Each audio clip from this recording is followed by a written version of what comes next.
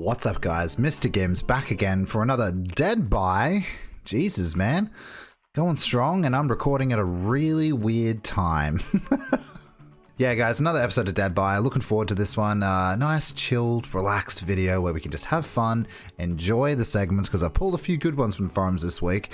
But before we get into any of that, don't forget to like, share, and subscribe if you are new to the channel and you want to see more. 54% of you are not subscribed. Come on, guys, hit that button. It's not that hard. And they're frequent viewers as well. Anyway, guys, roll that intro. Leave your entries in the forums below, and I'll read your opinions in the next episode of DEADBY. The devs when it comes to data. Alright. They showed us the teabagging one though, remember that? The teabagging data? That was really good, very informative. The devs, you can't draw too many conclusions from the data because there are too many factors not accounted for. Also, the devs use the data they told us not to draw conclusions from to justify nerfs.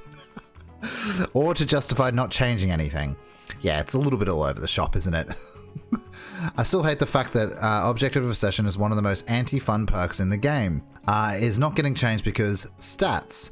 Same thing with Legion, one of the most underwhelming kills to play as and one of the most boring to go against. It really makes me lose faith in the balance of the decisions of this game. Yeah, it's true. It's weird considering even Matthew Cote had to remind him that the stats aren't everything. Yeah, Matthew Cote in that particular interview that they're talking about there is he was on board for the change to to Objective Obsession. He was like, yeah, it's gone to a toxic place. So you have to give credit where credit's due. It's Almo who thought it was fine and stats and all that crap. Isn't Nurse like the lowest pick rate? So by their logic, does that mean the strongest killer needs to be buffed? Bring back old Nurse, man. She is, but apparently they know enough from the community not to buff her. Oh, okay, other factors now. Just wish they would consider other aspects beyond the what stats tell them. Yeah, maybe they don't know how to read stats. DC penalty info, please. I'd like to know the reset time for DC penalty. I was unlucky enough to have one PC freeze, one game crash, and one lost connection in 2 days, and I got a 15-minute ban the last time. I didn't complain for DC ban, I'm all for them, just I'd like to know, since I suspect to be in line for a long time, waiting times or whatever. Does the time reset? How does it work? How much ban time is the fourth one? I won't even relog back in if it's 1 hour waiting time. Anyone can answer. Alright, yeah, cool. 15 minutes for 3 DCs, that's really shit. Like, there should be way more than that. I mean, I know this guy, it's an accident. Maybe don't play the PC on that day until you get it sorted, your PC though. I don't know, but my electricity went out on Sunday. By the time I reset the breaker and logged back in, I didn't even see a red DC penalty, so I just played. We have not made the information of the decay time for DC penalties public, as we do not want this information to be abused.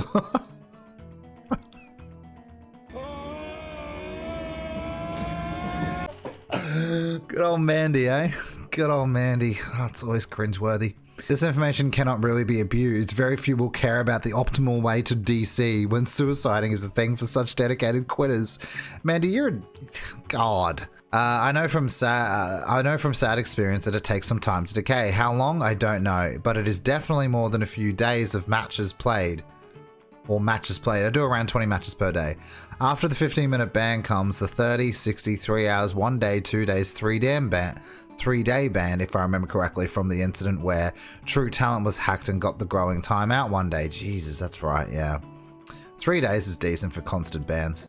Does behavior even wonder why people DC? Oh god, Mandy talk again.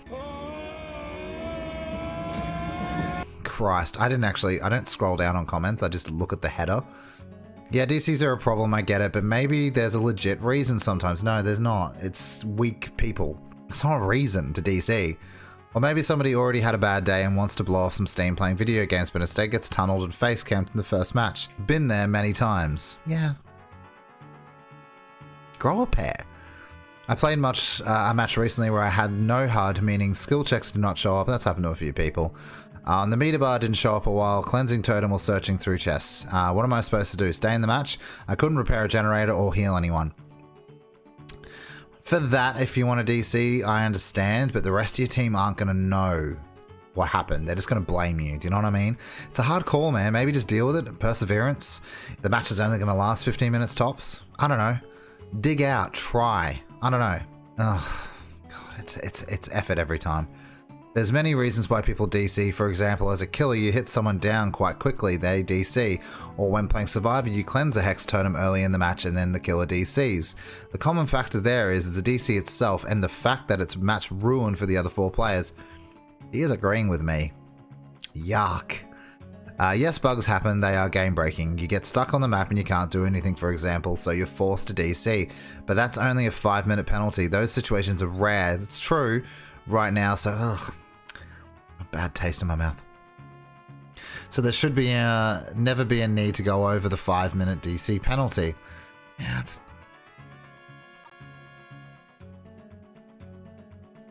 Oh God, I can't. Ugh. I need a bath. Like a really warm bath. Like it boiling. Feel dirty. Unpopular opinions. Survivors rely too much on exhaustion perks to win. How you've worded that seems weird. Because they don't need it to win. They do it to survive a chase longer. I guess that's winning ultimately. I play killer to kill. I don't know, it's weird. I know this one's going to rub a lot of people the wrong way, but before you start furiously typing away in the comments, consider how much do you rely on exhaustion perks to cover for your mistakes. So that makes sense. I would have changed your title. I even find myself getting dependent on these, but the matches I do play without them feel more rewarding because I rely on actual skill rather than the press E to erase all mistakes. Maybe I should try doing that for a stream. No exhaustion. I have to actually strategize the loops I'll link together when it's in a dangerous position rather than knowing I have a safety net with Dead Hard. This is interesting. Killers feel more dangerous and chases more intense, and when I can no longer erase mistakes that would have downed me for poor decisions. It's very good stuff. I quite like that. That's why I don't use them. You don't know how good you are when you can't fix your mistakes. Yeah, I agree. This is cool, this post. I hate Dead Hard with every fiber of my being, and I highly respect survivors that can run me a merry chase without it. It would be interesting to see a weekend without exhaustion perks. Yeah, it would be. Also, I don't see the horror aspect of the chase when you know you won't get punished for your mistake. That's true. That's good conversations, decent people in this one. Does anyone else think that Tinkerer was overbuffed? I really hate this perk now. I bet you do. This perk is just dreadful to face as solo now. Don't make it all about you, yeah. Getting gens finished with any semblance of coordination just gets thrown into the trash, set on fire, and burnt to hell. Trying to get gens finished as a solo is becoming frustrating. You're wrong, and this is the reason why. If you're solo, I guess you're working on a gen on your own, and you're getting it to 80%, yeah? Yeah? Well, then someone else is probably doing a gen. Hope someone else is doing a gen. That means that 2 Tinkerers are going to go off, and the killer has to make a decision. He can't stop both gens at the same time. So I don't understand what you mean when it tarnishes or ruins your experience as a solo player, because the killer will be forced to make a decision, and that's called gameplay. He'll either go for your gen or he'll go for someone else's, or maybe he'll go for yours but another one pops, so then he runs off you and goes to that gen. It's juggling. Just stop playing solo and do gens faster. You're an idiot. I respectfully disagree. I think the change to Tinkerer was pretty much perfect. They buffed the numbers while retaining what the perks does. I want whoever was in charge of buffing this perk to continue with other perks. Yes, it's a strong perk. I think both sides need strong perks. I wish they would make similar changes to almost all perks and remove nonsense requirements or cooldowns. You're really good. I like that. Tinkerer alone or with every other combo is a good info perk, but it's not too strong. Tinkerer needs Ruin and Ruin needs Undying. If you want to do the ultimate combo and work together, then yeah, you do. But having said that, Tinkerer is in a good place. I remember when no one used Tinkerer for ages because it was just nerfed to the ground. It's in a good place. Can we have a good perk, guys? Yeah, can we have one good perk? I know we have a few, but like, can we just, we need the gen perks to be good because you guys fly through them at Survivor Friends. And that's the problem with this game. It caters to Survivor Friends on one side, then caters to the solo player on the other. It always leans more towards Survivor Friends, and it gets rough as hell, man. What can you exactly get banned for? Hello everyone, I have a friend that has a huge fear of getting banned. He's probably a dickhead then.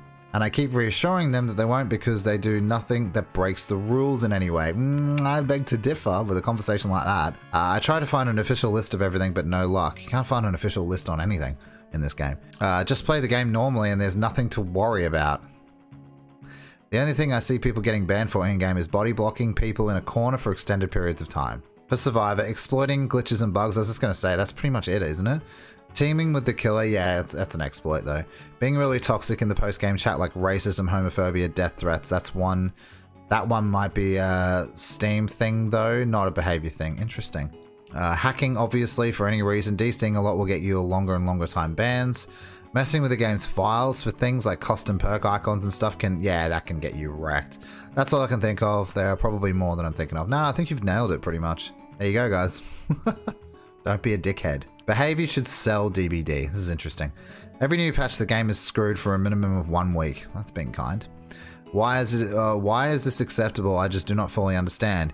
If it happened here and there, okay, but every single update, you guys need to hand this game over to someone who can actually keep this game going consistently instead of having to crank out things we have to pay for so frequently. Yeah, we get it. Absolutely. In the years I've been playing this game, it has become clear that there is no such thing as an internal quality control. I'm gonna upvote already. Some bugs popping up for the first minute of the game after a new patch impressively documented that the developers cannot have played even just one round of their own game. I totally agree with that too. I mean, twins, all you have to do is say twins and everyone knows what you're talking about. If you guys had played 1 match, 2 matches of the twins, you would have known that this was unacceptable. And the sad thing is, they probably did play those games. Positive vibes 2021. Imagine DBD was owned by EA. Well, loot boxes would definitely be in. Yeah, because selling the game to an entirely new team has absolutely no idea what Bloodlust is or Ruin, etc., will surely make this game better. You're an idiot, because they'd obviously do a changeover. God. Well, that's going to wrap it up for this week, guys. I hope you enjoyed DEADBY. Don't forget to like, share, and subscribe if you want to see more like this. And also, continue to my Discord, which is in the description below, where you can continue the conversation there with the Gimmicks Nation. We are a friendly, awesome nation of people. We're really nice. Come in, have a chat, say hi, all that stuff. Yeah, it'd be good to get to know you guys. And yeah, please consider subscribing. 54%, come on. Anyway, guys, have a great night, evening, morning, wherever the hell you are. And I'll see you guys for the stream tomorrow. See you later.